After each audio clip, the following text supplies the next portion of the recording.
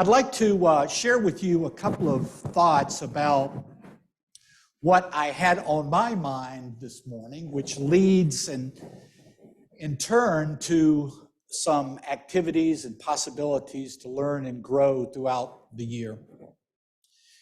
As I mentioned before, in 1970, a futurist by the name of Alvin Toffler and his wife, Adele Farrell, wrote a book called Future Shock.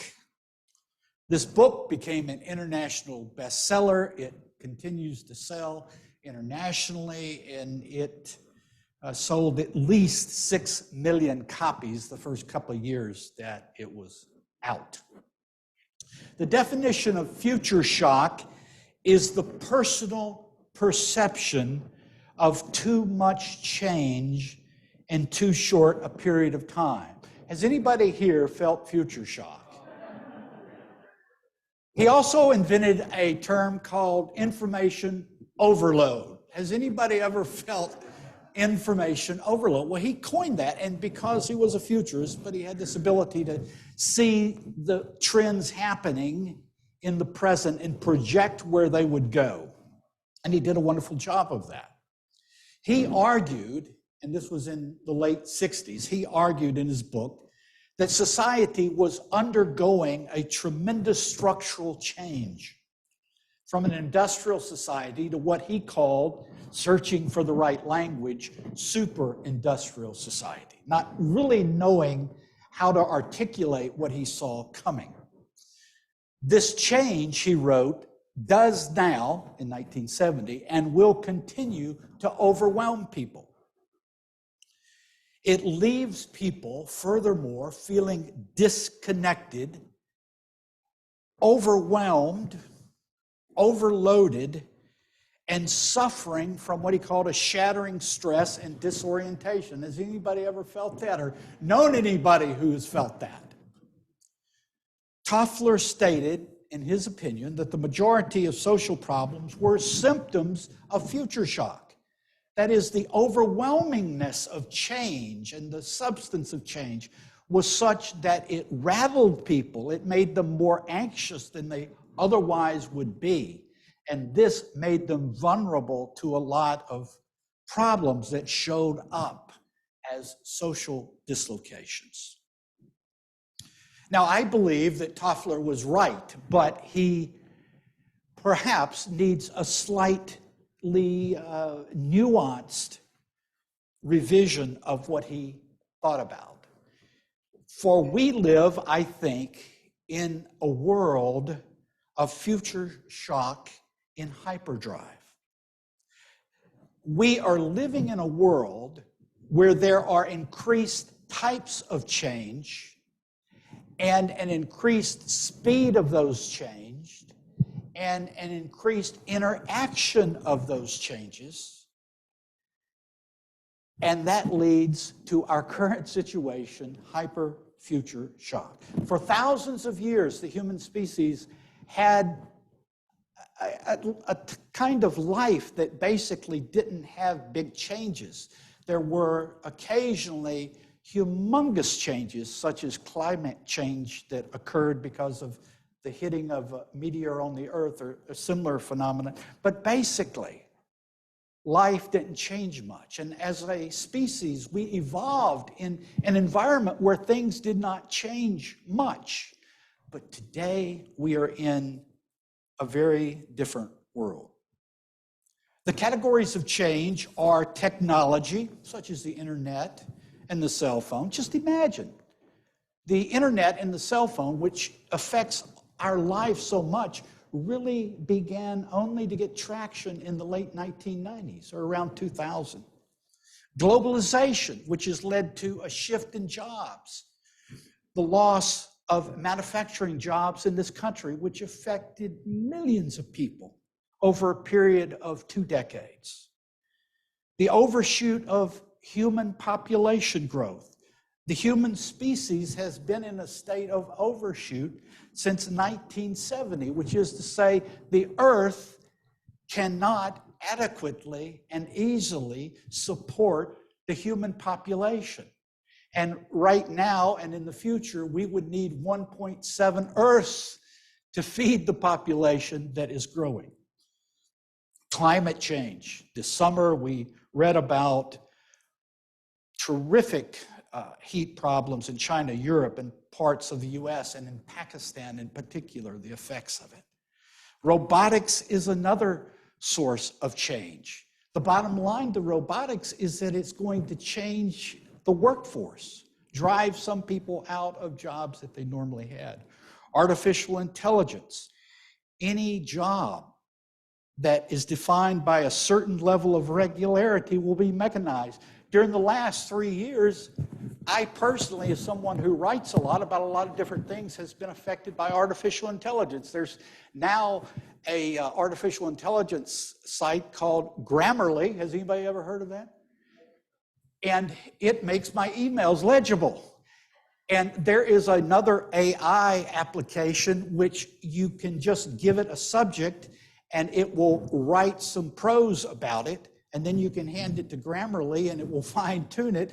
I guess in 30 years, you're going to have like an AI robot, being your minister perhaps, but we'll see. But these things have come on frighteningly fast. It's really incredible. And yes, some of them are wonderful additions to the human condition and ease our lives in so many ways, but they are disruptive in the totality of their effect. And one example of this, which we all recently experienced, was COVID. I am so delighted, I must tell you, I am so delighted when I look out at this congregation this morning and see many more people than I saw a year ago. Because I am here to tell you that the COVID pandemic affected this congregation tremendously. And if it were not for our outstanding staff and some help from the federal government and a couple of other things, I don't know what would have happened. So we're on an upsurge now. Things are looking better, but COVID impacted us. Well, where did COVID come from?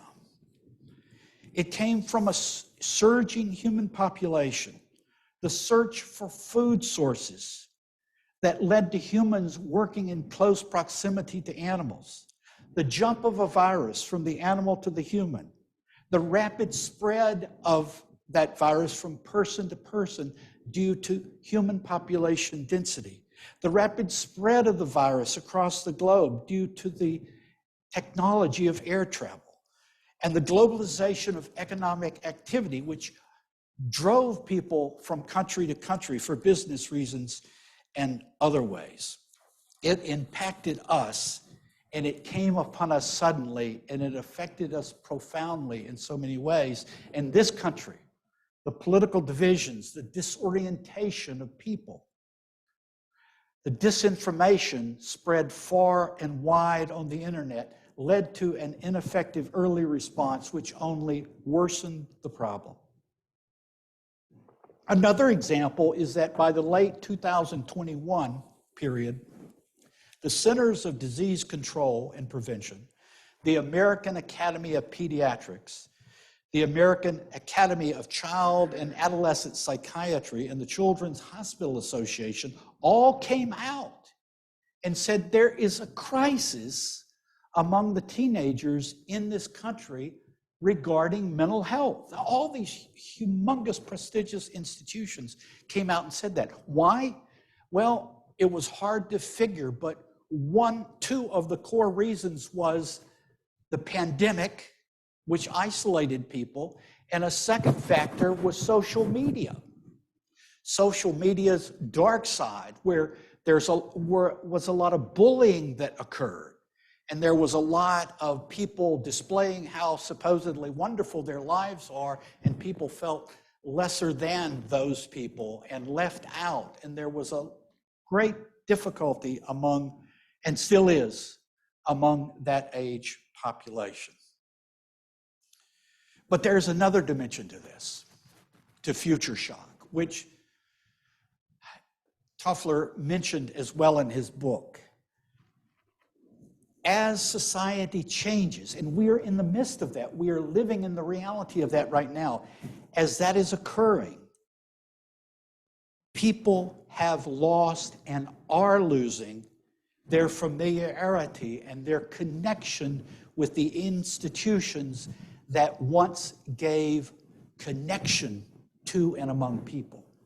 Religion, family, national identity, and professions. Think of national identity. Think of how it has been fragmented in this country. But consider for a moment religion. A recent report by the Pew Research Center found that large numbers of people who practice Christianity in this country are declining. Now, I'm not here to advocate that that's a bad thing, but it is, which I'm not, but Christianity was an institution that held people together, made sense of people's lives for tens of millions of people. In the early 1990s, 90% of the people in the United States identified as Christians. In 2020, that same group consisted of 64% of the population. That's a huge decrease, but there's more. The people that are actually left in Christian churches are getting, their average age is older and older and older. So they're walking off a cliff. And I have, and if you talk to them, you would find out that Protestant ministers are kind of terrified of what they see. And I talked to a local pastor here in Winston-Salem, and she said, thank God we have this huge crop of very healthy 90-year-olds. Because they're the only ones that are keeping us from oblivion.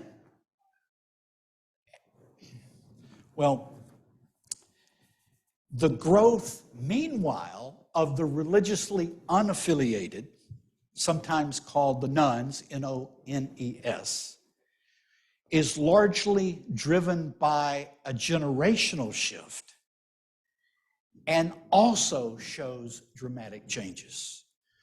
A third of adults under 30 have no religious affiliation, 32%, compared to just 1 in 10 who are 65 and older. This shows you where things are headed. The impact of future shock is greater on the younger generation than the older. I feel that as a minister. I sense that younger people coming into an institution like this are naturally more suspicious and distrustful. I'm so old, I remember when people weren't like that, who were like in their 30s and 20s. But there is a profound suspicion about what is this thing called a religious institution? Are you going to do something negative to me? And it's there, it's real, and it's powerful. Well, it's pointless to talk about problems and more problems and not address them constructively, because we're here to address constructively and positively the problems of life, whatever those might be.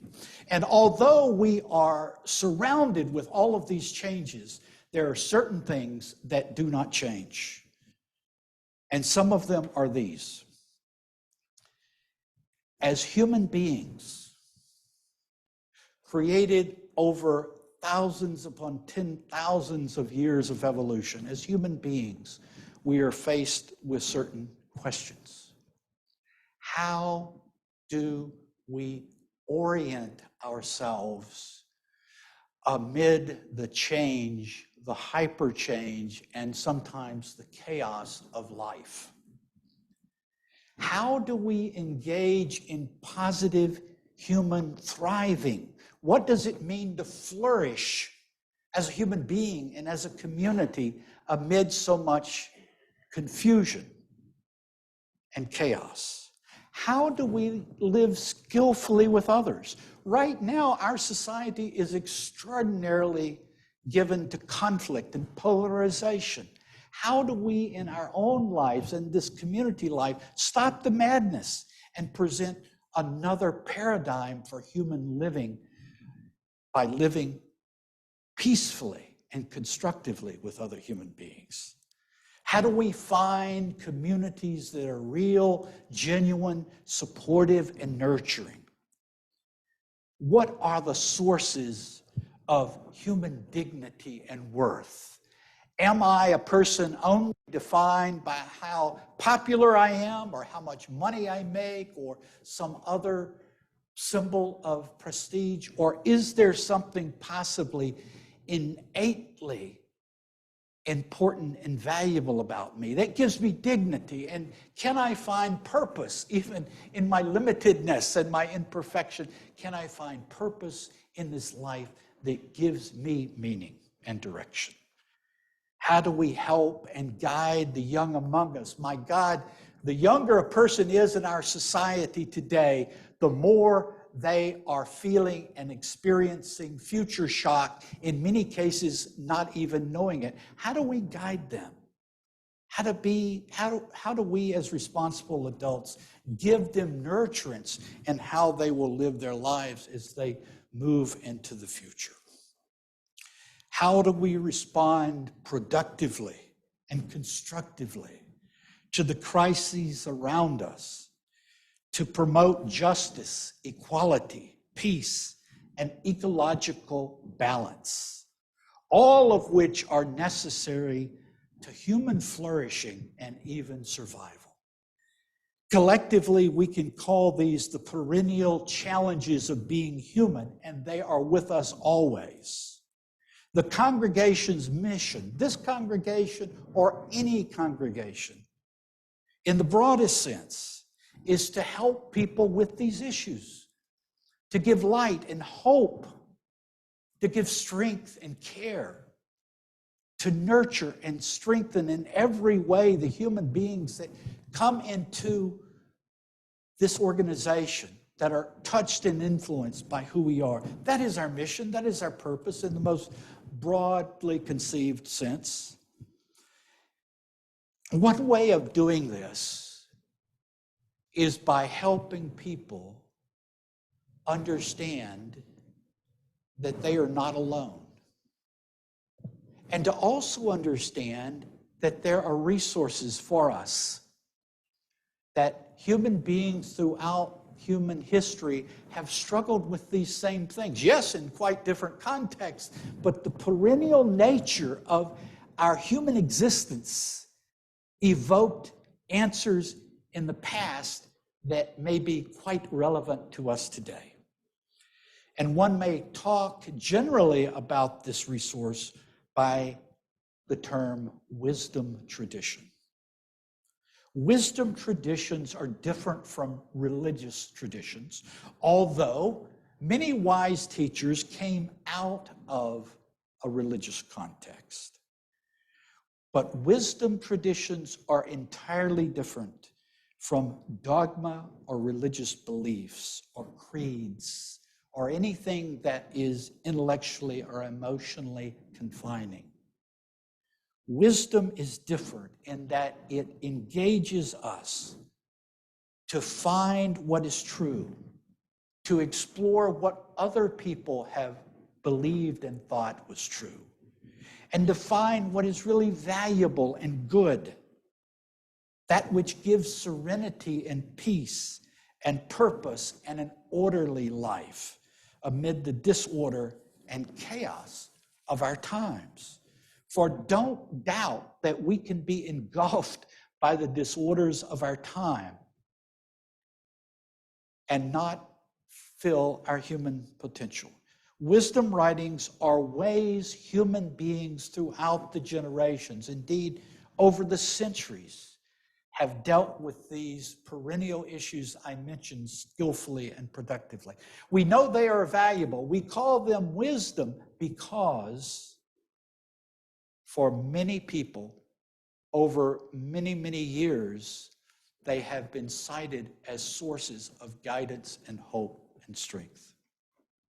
One of the consequences of future shock is that it has created a wisdom desert, a society where people don't have any sense of what's right or wrong, or why we can call right right and wrong wrong,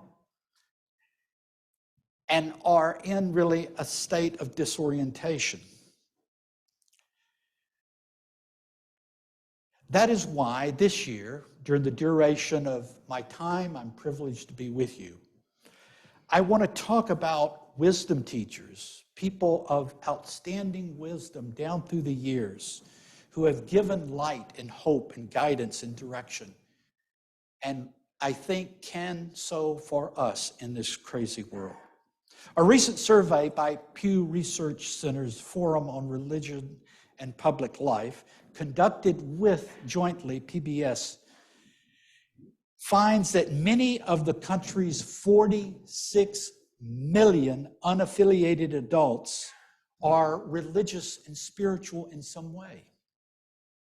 In addition, most religiously unaffiliated Americans think that churches and religious institutions benefit society, at least potentially, by strengthening bonds and aiding the poor. When we talk about wisdom traditions, we are opening the door to the unaffiliated. The crises of our time leads to an incredible opportunity for a religious body like us. Where can you find a more uplifting and empowering set of statements other than our 7 principles, soon to be 8?